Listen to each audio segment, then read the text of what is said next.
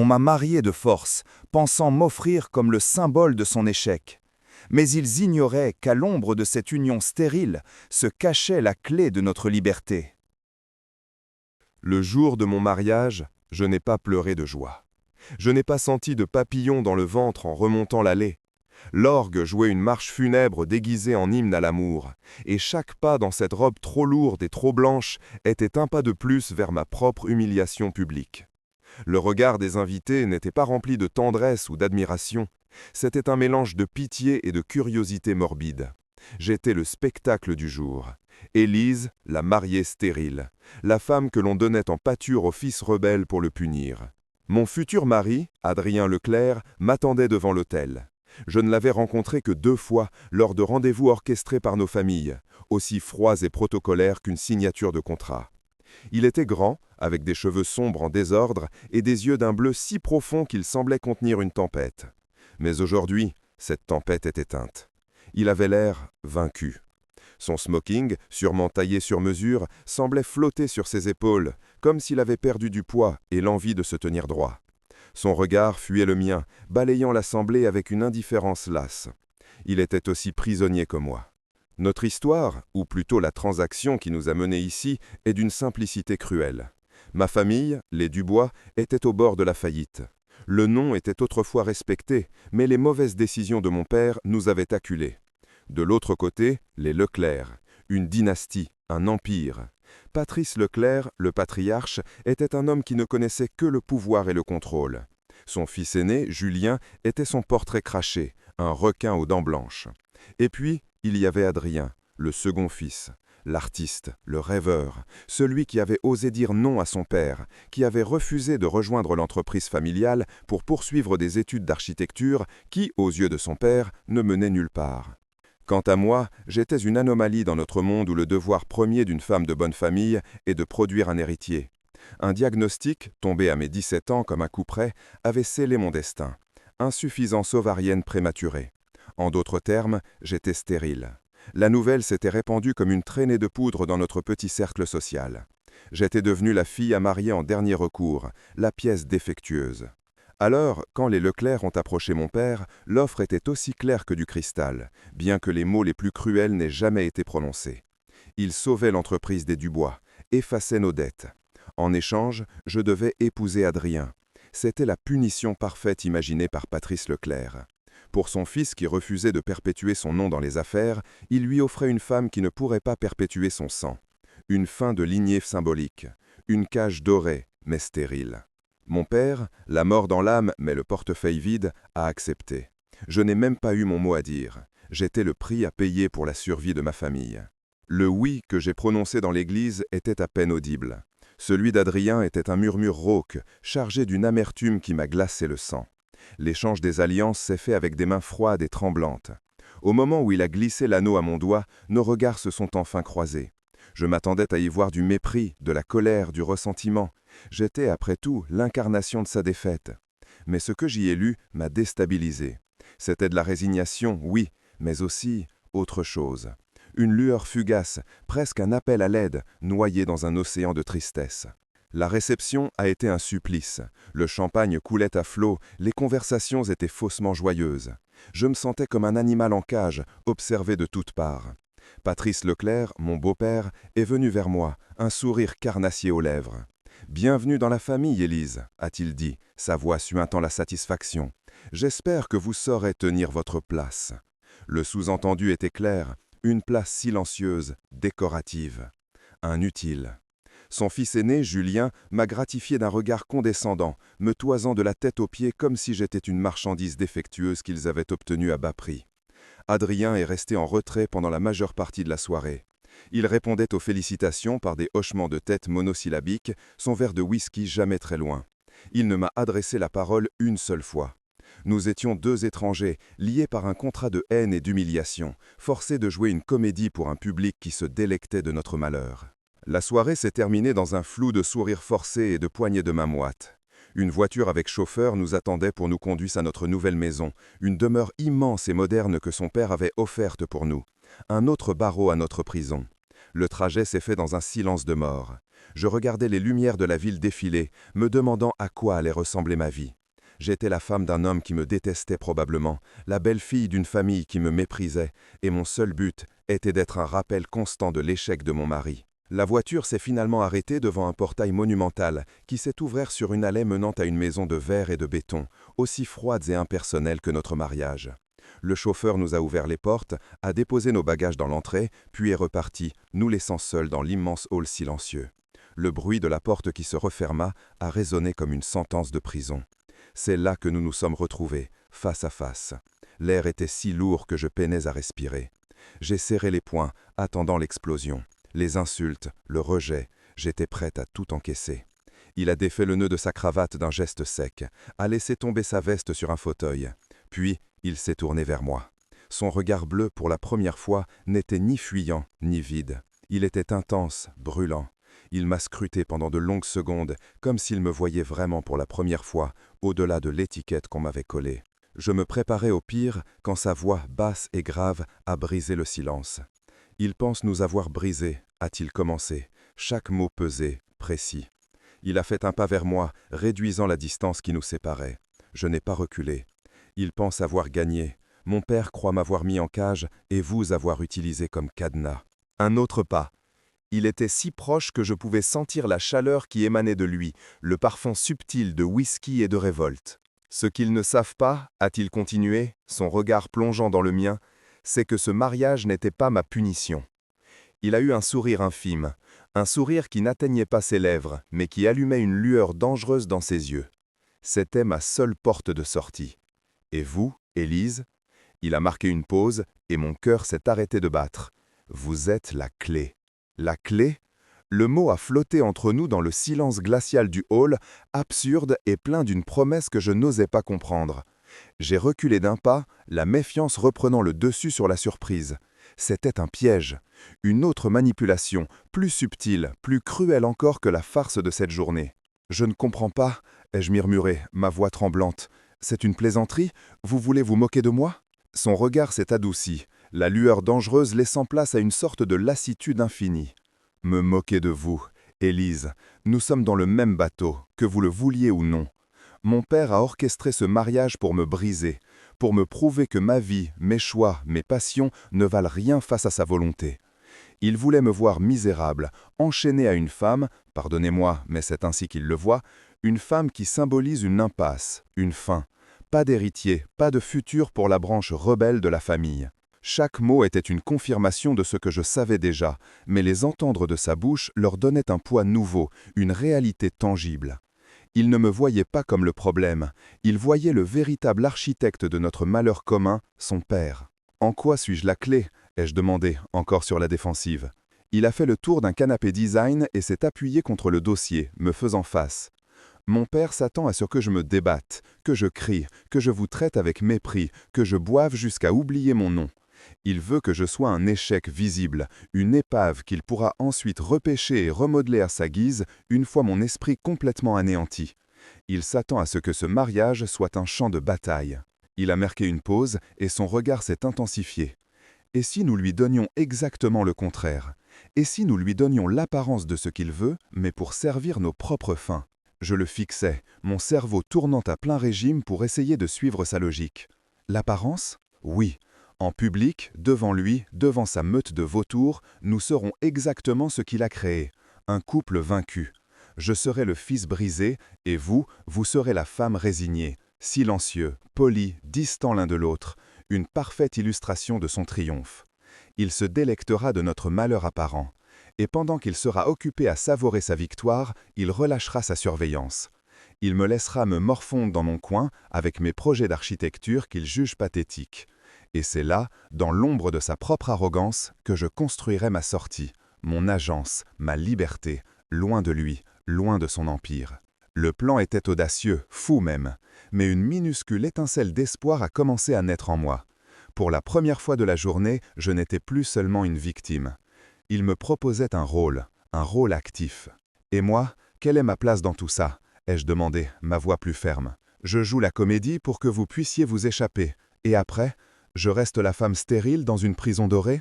Un sourire amer a effleuré ses lèvres. Non, c'est là que l'alliance prend tout son sens. Je ne vous demande pas d'être ma complice gratuitement. Je vous propose un pacte, un partenariat.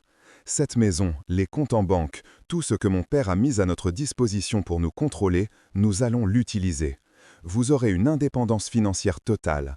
Vous voulez reprendre des études, voyager, lancer un projet? Je vous donnerai les moyens de le faire.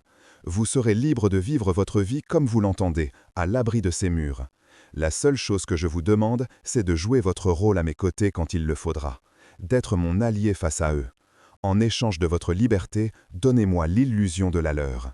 J'ai resté silencieuse, le poids de sa proposition m'écrasant presque. La liberté, c'était un mot que j'avais rayé de mon vocabulaire depuis des années. La possibilité de ne plus être défini par ce que mon corps ne pouvait pas faire. La chance de devenir quelqu'un par moi-même, et non par le nom que je portais ou l'homme que j'épousais. C'était vertigineux. Nous vivrions comme des colocataires, ai-je fini par demander, pour être sûr de bien comprendre les termes du contrat. Exactement, a-t-il confirmé. Un respect mutuel, une vie privée. Cette maison est assez grande pour que nous ne puissions ne jamais nous croiser si nous ne le souhaitons pas. Il y a 2 ailes, choisissez celle que vous préférez. Ce sera votre sanctuaire. Je n'y entrerai jamais sans y être invité, et j'attends la même chose de votre part. C'était plus que ce que j'aurais jamais pu espérer. Ce n'était pas de l'amour, ce n'est pas un mariage heureux, mais c'était une chance. Une bouée de sauvetage au milieu du naufrage. D'accord, ai-je dit, et le mot est sorti avec une assurance qui m'a moi-même surprise. J'accepte. Un soulagement visible a parcouru son visage. Il a hoché la tête, comme s'il venait de remporter une première bataille cruciale. Bien, alors commençons. Je prendrai l'aile ouest, elle donne sur le jardin que je compte réciner. L'aile est est plus grande, elle a un balcon qui donne sur la forêt. Elle est à vous. Sans un mot de plus, j'ai attrapé ma valise et je me suis dirigé vers l'escalier qui menait à l'aile est. Chaque marche que je gravissais était plus légère que celle que j'avais montée vers l'hôtel. En haut, un long couloir s'ouvrait sur plusieurs portes. J'ai choisi la plus grande, au bout. C'était une suite magnifique, avec une chambre immense, un dressing et une salle de bain en marbre. Par la baie vitrée, je voyais les cimes des arbres se découper sur le ciel nocturne. C'était ma chambre, mon espace, mon début de liberté. J'ai défait ma valise, le bruit de la fermeture éclair brisant le silence. J'ai enlevé cette robe de mariée étouffante et l'ai laissée tomber en un tas informe sur le sol, comme une peau morte. J'ai enfilé un simple t-shirt et un pantalon de pyjama, et pour la première fois de la journée, j'ai pu respirer. J'étais en train de me brosser les dents quand on a frappé doucement à la porte. Mon corps s'est radi. C'était Adrien. Élise, sa voix était étouffée par le bois. J'ai ouvert la porte de quelques centimètres, le cœur battant. Il se tenait là, changé lui aussi, en jean et pull sombre. Il avait l'air plus jeune, moins accablé. « Je suis désolé de vous déranger », a-t-il dit, « mais il y a quelque chose que j'ai oublié de vous dire, une chose importante. » « Quoi ?» Son expression est redevenue grave, l'ombre de son père planant de nouveau sur nous. « Notre pacte commence plus tôt que prévu. Mon père vient d'appeler. Il exige notre présence pour le brunch familial demain, à la demeure Leclerc. Mon estomac s'est noué. Si vite. Je n'étais pas prête. C'est notre premier test, Élise, a-t-il continué, sa voix baissant d'un ton, devenant presque un avertissement. Et nous n'avons pas le droit à l'erreur. Ce n'est pas qu'une simple représentation. Il y a une clause dans le contrat de sauvetage de votre famille, une clause morale. Si notre mariage semble être une mascarade ou si je lui cause un embarras public, il peut annuler l'accord. L'aide financière apportée à l'entreprise Dubois sera immédiatement retirée et transformée en une dette exigible sur le champ. J'ai senti le sol se dérober sous mes pieds. Le sauvetage de ma famille n'était pas un acquis, c'était une laisse qu'il tenait toujours autour de notre cou. Adrien s'est penché légèrement vers moi, son regard bleu me transperçant. Demain, nous entrons dans la fosse aux lions. Et si nous faisons une seule erreur, Élise, il ne se contentera pas de nous dévorer. Il anéantira tout ce pourquoi vous avez été sacrifiés. La menace implicite dans ces paroles m'a frappé avec la violence d'un coup de poing. Ma famille, mon sacrifice. Tout pouvait être réduit à néant sur un simple caprice de Patrice Leclerc. Notre pacte venait de changer de nature. Ce n'était plus seulement une quête de liberté personnelle, c'était une mission de survie. La survie de ma famille reposait entièrement sur notre capacité à jouer la comédie. « Qu'est-ce qu'ils attendent de nous ?» ai-je demandé, ma voix n'étant plus qu'un filet d'air. « Comment sommes-nous censés agir ?» Adrien a passé une main lasse dans ses cheveux. C'est là que ça se complique. Mon père s'attend à de la misère, mais une misère digne. Pas de cris, pas de scène, juste une froideur polie, un vide entre nous. Nous devons avoir l'air de deux personnes qui s'ignorent dans la même pièce, des étrangers qui portent le même nom. Chaque geste, chaque regard, ou plutôt chaque absence de regard sera scruté. Surtout par mon frère, Julien. Il adore me voir échouer. L'image de Julien avec son sourire suffisant et son regard calculateur m'est revenue en mémoire. Il serait notre juge le plus impitoyable. Alors c'est ce que nous ferons, ai-je dit, trouvant une force que je ne me connaissais pas. Nous serons les parfaits étrangers. Adrien a hoché la tête, une lueur d'approbation dans les yeux. Le brunch est à 11 heures. Soyez prêtes, nous irons dans ma voiture. Sur ces mots, il a tourné les talons et m'a laissé seul avec le poids de cette nouvelle réalité. J'ai mal dormi, hanté par des cauchemars où mon père me suppliait derrière les barreaux d'une cellule de débiteur. Le lendemain matin, je me suis préparé avec le soin d'un soldat avant la bataille. J'ai choisi une robe simple, élégante, mais sobre, d'une couleur neutre. Pas de bijoux, à l'exception de mon alliance. Mon maquillage était minimaliste. Je devais avoir l'air effacé, une ombre à peine visible. Adrien m'attendait dans le hall. Il portait un pantalon de toile et un polo sombre, une tenue décontractée qui contrastait avec le luxe oppressant qui nous entourait. Il m'a à peine jeté un regard, se contentant d'un « on y va » laconique. Le personnage était déjà en place. Le trajet jusqu'à la demeure familiale des Leclerc a été aussi silencieux que celui de la veille. Le manoir était une forteresse de pierre ancienne, entourée de jardins manucurés à la perfection. Chaque brin d'herbe semblait obéir à la volonté de fer de Patrice Leclerc.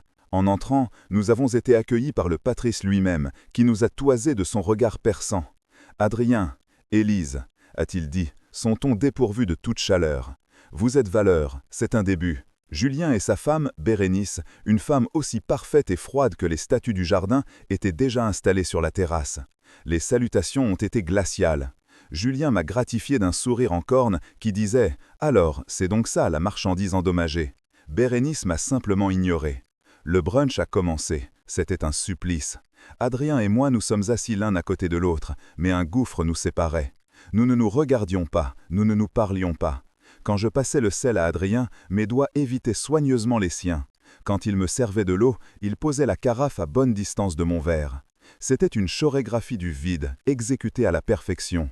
La conversation était menée par Patrice et Julien. Ils parlaient affaires, OPA hostile, chiffres et profits. Un langage conçu pour exclure Adrien, pour lui rappeler qu'il ne faisait pas partie de leur monde. Adrien fixait son assiette, mangeant lentement, comme si chaque bouchée lui coûtait un effort surhumain. Il était le fils prodigue qui n'était jamais vraiment revenu. Je sentais le regard de Patrice sur nous, lourd, analytique.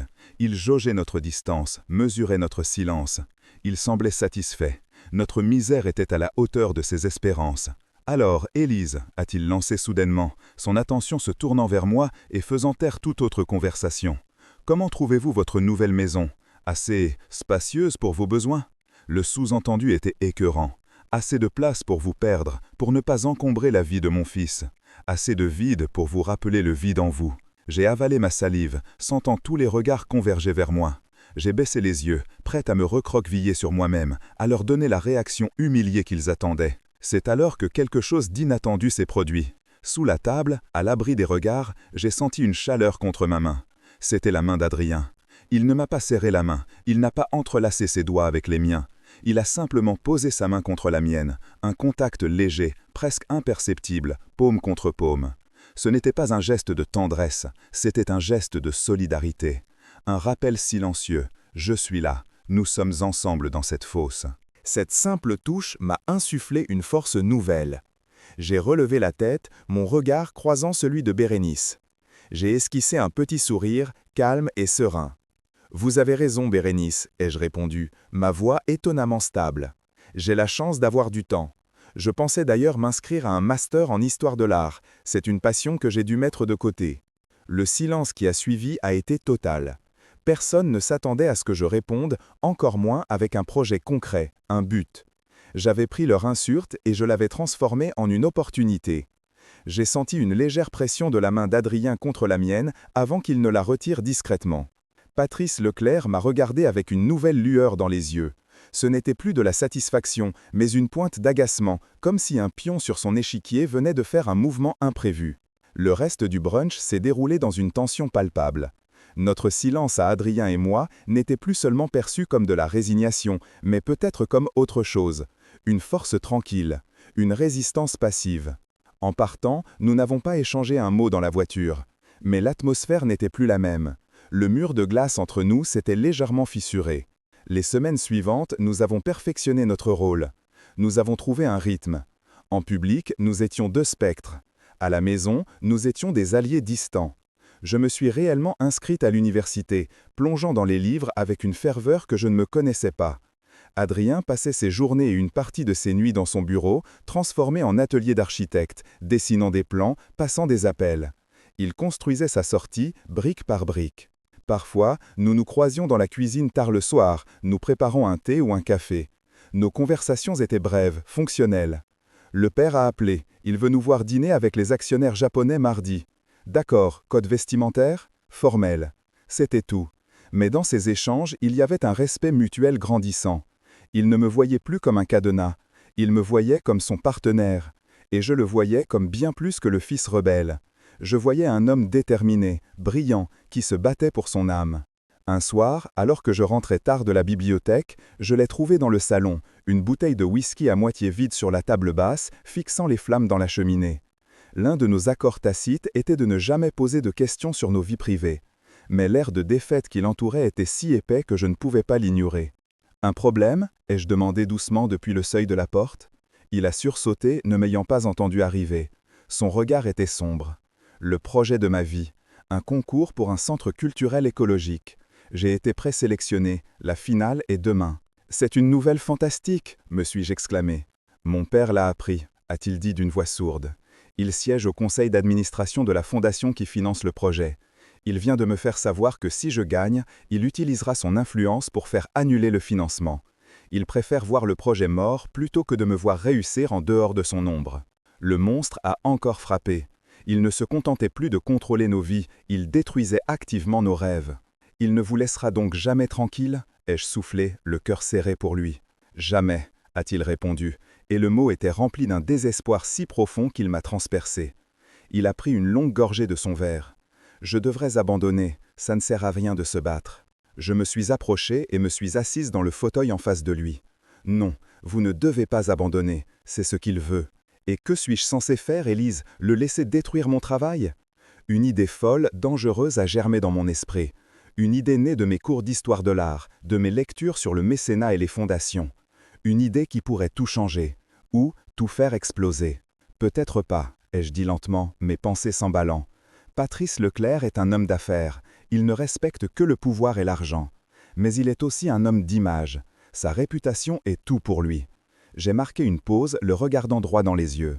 Et si nous utilisions sa propre arme contre lui? Et s'il ne s'agissait plus du projet d'Adrien Leclerc, le fils rebelle, mais d'un projet soutenu par la nouvelle Fondation Leclerc? Il m'a regardé, perplexe. Quelle nouvelle Fondation Leclerc?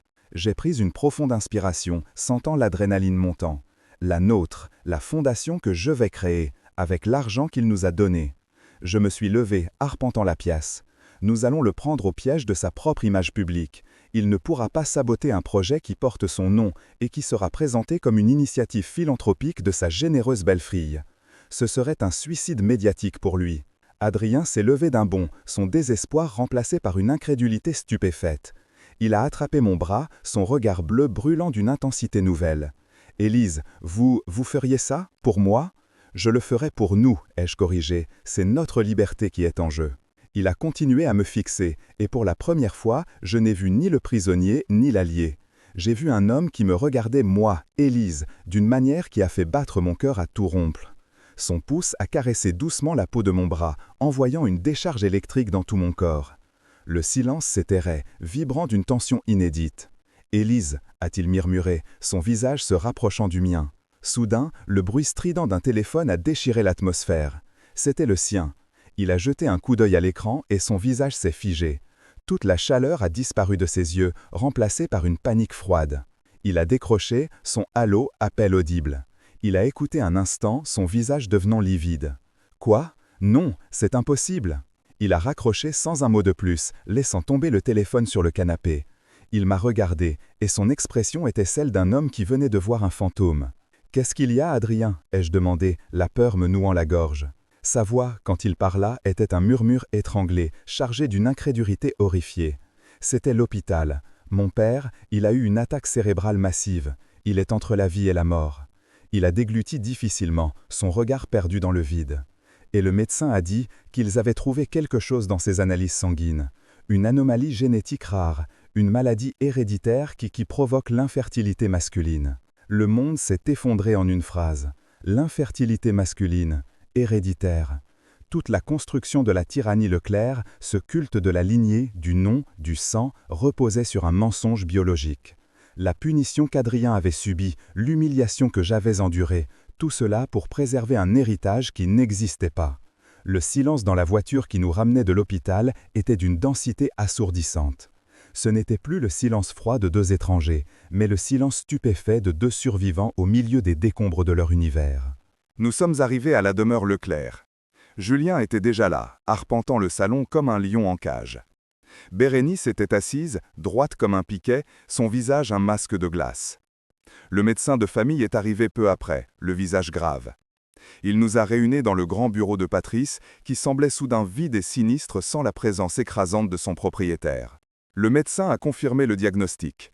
La maladie génétique de Patrice Leclerc était certaine et la probabilité qu'il l'ait transmise à ses fils était extrêmement élevée. « C'est absurde !» a explosé Julien, le visage rouge de fureur. « C'est une erreur de laboratoire. J'ai 2 fils, 2 héritiers. » Tous les regards se sont tournés vers Bérénice. Elle n'a pas scié.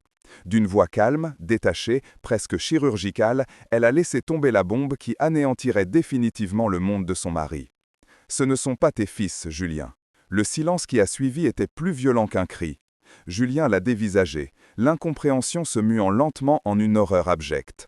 « Quoi » a-t-il balbutié. « Nous avons essayé pendant des années, » a continué Bérénice, son regard ne quittant pas son mari anéanti. « Après une batterie de tests, j'ai su. J'ai su pour toi et donc pour ton père. Mais je voulais cette vie, je voulais le nom, le statut.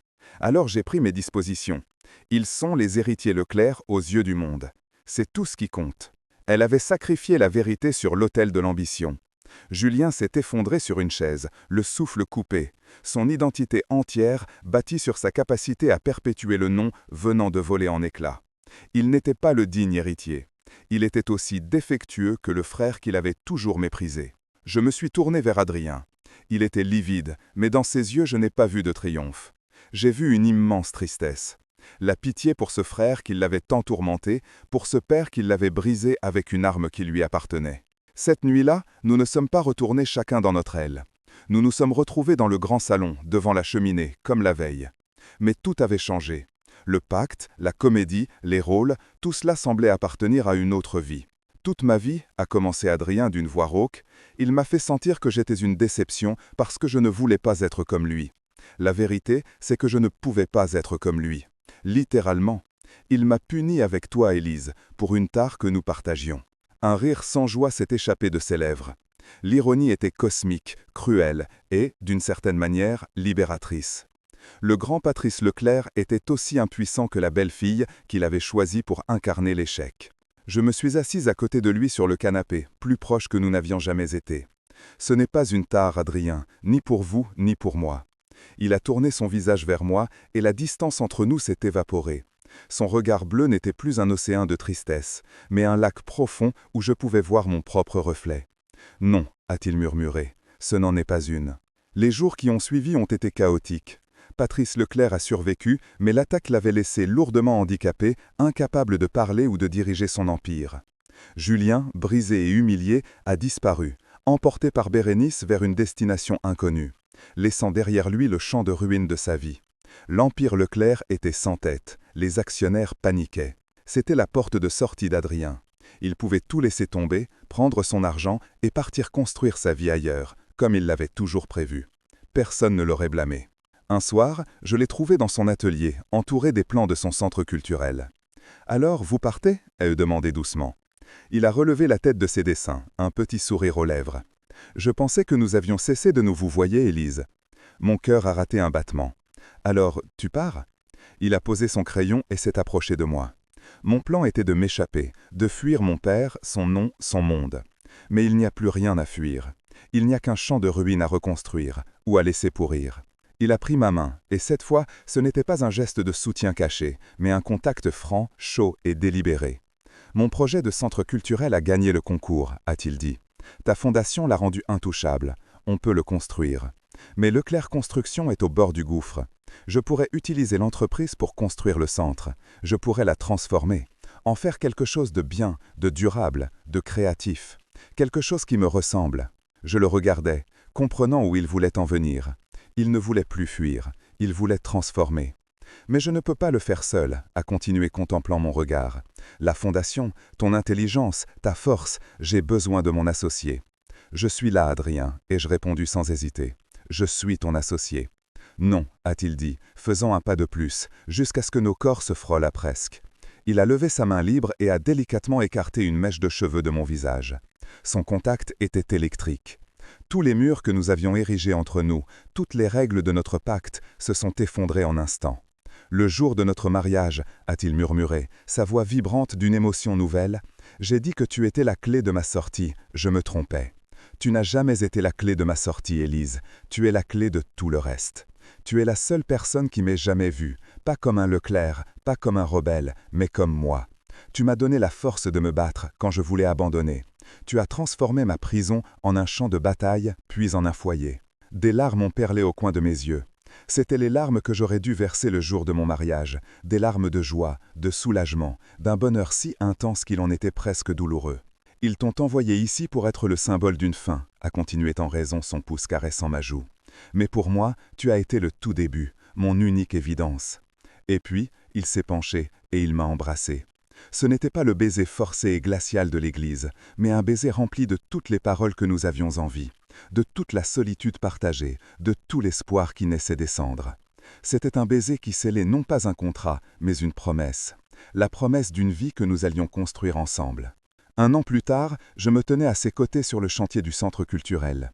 Le squelette de verre et de bois du bâtiment s'élevait vers le ciel, un symbole de notre victoire. Nous avions rebaptisé l'entreprise Leclerc et Dubois Création. Nous construisions des ponts, pas des murs.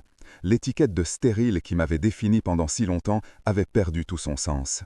Ma fécondité n'était pas dans mon utérus, mais dans mes idées, dans mes projets, dans l'amour que je partageais avec cet homme qui était devenu mon partenaire, mon confident, mon évidence. Notre famille, ce n'était pas une question de sang, mais de choix. Le choix de se battre l'un pour l'autre. En regardant Adrien expliquer les plans à un jeune architecte, son visage illuminé par la passion, j'ai souri. Le monde nous avait réunis pour nous humilier, pour nous briser. Mais dans cette cage stérile qu'ils avaient bâtie pour nous, nous avions trouvé la chose la plus fertile qu'il soit. Un amour inattendu et la liberté de bâtir notre propre héritage. Un héritage non pas de sang, mais de cœur, de pierre et de lumière.